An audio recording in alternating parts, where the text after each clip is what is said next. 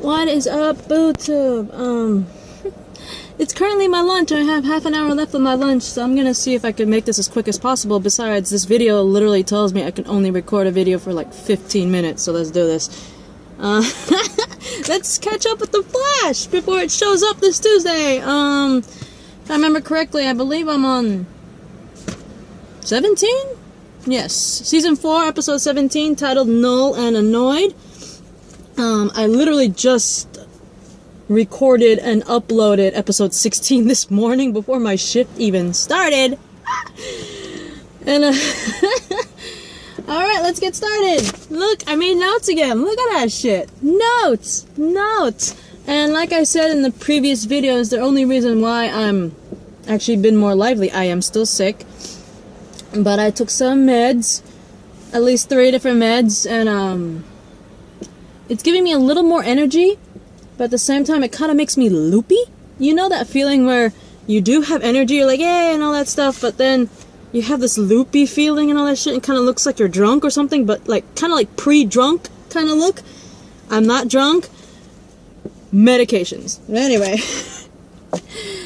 And after I upload this video, all I have to do is catch up on the Arrow episodes that I missed. I believe for Season 6 of Arrow, I'm missing episodes 14, 15, 16, and 17, which I'm going to see if I could try to catch up to all of them before Arrow shows up this week. And I already caught up with Supergirl, and it's premiering tomorrow, so I don't have to worry about Supergirl. And then once I do this one, I'll be caught up with Flash. I just have 14 through 17 with Arrow, which leaves pretty much Black Lightning and Legends. For Black Lightning, I have episodes 7 through 12, and for Legends of Tomorrow, I have episodes 10 through 18. But luckily for Legends, they're already done. They completed their season, so I don't have to worry about catching up. They're all there. But anyway, Null and Annoyed. I'm already 2 minutes in, how sad. And it's like fucking hot in here. But it's the only quiet place I could have. Anyway, Barry and Ralph, they're training to defeat DeVoe. I'm literally reading my own notes because I don't remember shit. This episode was like forever ago. But anyway, they're training to defeat DeVoe, and you know, Barry is getting slightly annoyed because, oh god, sorry about that, guys. Barry's a little bit annoyed with Ralph, mainly due to the fact that while training, it doesn't look like Ralph's taking shit seriously because he's all doing like comedy shit and all that stuff. He's being funny and all that joke stuff. But in all honesty, there is an explanation for that. But anyway, like, Barry's annoyed because he thinks Ralph's not taking shit seriously. And the team manages to find the 2 people that Harry manages to locate with his little brain cap thing. Because remember, he found 2 people. One of them is a woman named Jane Petty, who apparently has the power of gravitation. Ah, my god. Okay, no, the reason why for this... Oh my god, hang on.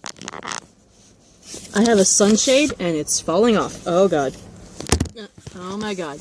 Oh my god. Sunshade. Sunshade. Sunshade. Come on. Come on, sunshade. Alright.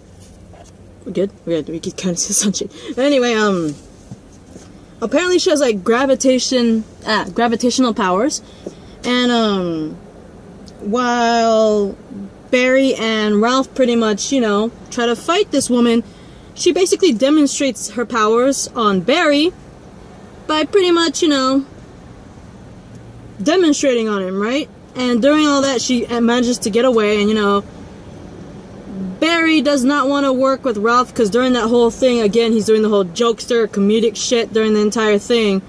And he doesn't think that, you know, Ralph is taking that shit seriously again. And apparently, Ralph actually reveals the reason why he always does the whole comedy thing. Apparently,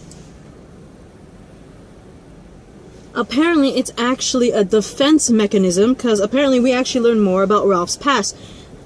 His humor is actually a defense mechanism because he had a very bad childhood. According to Ralph, he had a very difficult childhood because his father actually abandoned the poor boy when he was a kid.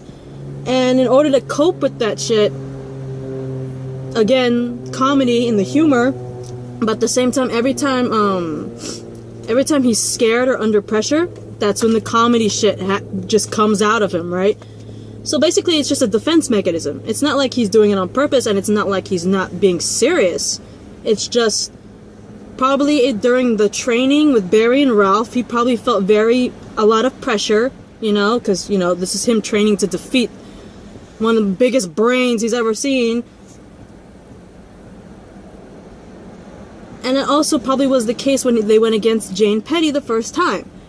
And so because of the explanation, you know, Barry ends up relenting, you know, okay, I'll work again with you. And they end up going after Petty, who apparently is at a gala event. And again, Petty demonstrates her powers again by again using it on Barry, but this time she uses it so much that it ends up sending Barry to the atmosphere. And I'm like, Barry gonna die. Because when I saw that, I'm like, you're sending his ass to the atmosphere. Will he survive this shit? I know he's a metahuman with super speed. He heals quickly and all that shit, but if he gets any higher, he gonna be in space. And I don't think he could breathe in space. We have not shown that theory yet, okay? So, no. But anyway, which pretty much left Ralph to fight against Petty by himself. And miraculously enough, I don't remember how he defeats her, but he manages to pretty much defeat Petty. And as Barry is dropping down from the atmosphere, he manages to pretty much turn himself into a giant airbag, so Barry could fall safely onto the ground. Which I thought was freaking hilarious, I'm not gonna lie to you. And I actually watched that twice, just to see that moment, because I thought it was funny. I'm like, that's adorable. That really is adorable to me. But anyway, Ralph pretty much redeemed himself in my eyes, because when I first saw that episode, I really thought, I was like, okay, Ralph, I love your comedic moments, but now's not a perfect time or place for that shit. I love that you're giving a little bit of lightheartedness to the team, but again, now's not the time. But then when you find out why, and it's just a defense mechanism, and you find out about his painful childhood, you feel for this guy and you root for this guy. And it's like, okay, I get it. I'm praying to God DeVoe does not come after Ralph, because I'm gonna cry if they take away our little snowflake baby. But anyway, DeVoe's wife finally figures out what's going on. Apparently, DeVoe's wife actually did a fairly smart thing. We already saw at one point when, remember when DeVoe was in the body of that one bus meta that had the luck powers? When she was in that body, we saw that DeVoe drugged his wife. And apparently he's been doing that quite often, to the point where DeVoe's wife, at one point when she got out of the whole drug state, she actually recorded a video to herself, warning herself, hey, your husband's been drugging you so you can comply to all his shit. And she finally figures it out. She watches herself on video, obviously, and she's like, holy crap. And unfortunately for her, unfortunately for her, DeVoe's there in his new body. Remember the one violin chick that Ralph liked? He's in that body now, if you guys remember. He shows up out of nowhere after she finds out and pretty much drugs her again, unfortunately, because remember, he has control of that chair thing that his wife made for him and pretty much drugged her again. That poor wife. I actually feel very sorry for that wife, because she just made the chair and went along with it in the beginning mainly to help her husband. But finally sees that she's turning into a straight up monster, and she can't break away because the husband will pretty much just capture her and drug her to the point where she don't remember shit. So I really feel bad for the wife. She needs to get the hell out of there, or someone on the team needs to rescue her. Probably not Ralph, because if you send Ralph there, he'll probably get captured and they probably take his body, and I don't want him to die. I don't want to lose Ralph. So send anybody else but Ralph. But anyway, another oddball thing I thought was interesting about the episode was Breacher. If you guys remember who Breacher is, or if you don't know, Breacher is the father of Gypsy. If you guys don't know who Gypsy is, or don't remember, Gypsy is that one metahuman from another Earth that has the same damn powers as Cisco, and they end up dating. They're still together. Breacher is her dad, who also has apparently the same powers. he shows up on Earth 1 asking assistance from Cisco because apparently his powers seem to be failing him.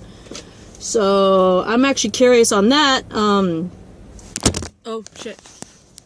I love how my phone keeps falling every time I start thinking deeply.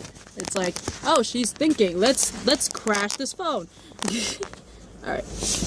Anyway, I'm actually curious on why his powers are failing.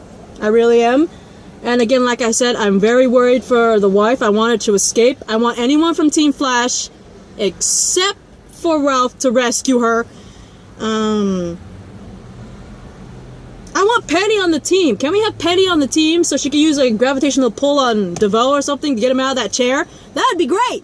But anyway, I don't remember what happened to her. I just wish she's on the team. I really want her to be on the team. But knowingly, since, you know, she fought against them, she's probably locked up under, like, security measures. Probably in Star Labs. But anyway, and we also find out Harry... Do you remember, the time vault that, what's his face? Thawne had. Remember Thawne? Reverse Flash? He had the time vault, the secret room time vault with Gideon there. Apparently, Harry has access to that time vault, and he's actually been going in there, talking to Gideon, and trying to also recharge the thinking cap there. And it actually makes me worried, because it's like, he got inspired by Thawne to make the thinking cap, and now he's going to Thawne's time room. Oh my god, okay. It's kind of making me worried about Harry's mental stability, because he is actually... Sorry, I'm just adjusting my phone. He is actually admiring Thawne. I know Thawne, Reverse Flash, had Harry's face, but overall we all know he's a bad guy, murdered Barry's mom, all that shit. And the fact that Harry is not only getting inspiration from him, but also going through all of his stuff is kind of worrying me. I'm praying to God that Harry doesn't get so inspired by Thawne that he turns into Thawne. You know what I mean? But also keep this in mind. I'm sorry. Also keep in mind, during the crossover, Barry let Thawne get away. So, is this really Harry we're looking at? Or did Thawne manage to get to our poor Harry and is wearing Harry's face again? I'm praying to God not. But anyway, that is my reaction rant to episode 17 titled Null and Annoyed. Like I said, I'm kind of worried of the fact that Harry's getting more fascinated and getting more inspired by evil Thawne. Especially knowing the fact that Barry did in fact let Thawne get away during the crossover. So either Harry's getting a little too fascinated and inspired by Thawne, or that the escaped Thawne might have killed our Harry without us knowing and took Harry's face again? Maybe? I'm also curious on why Breacher's powers are failing him.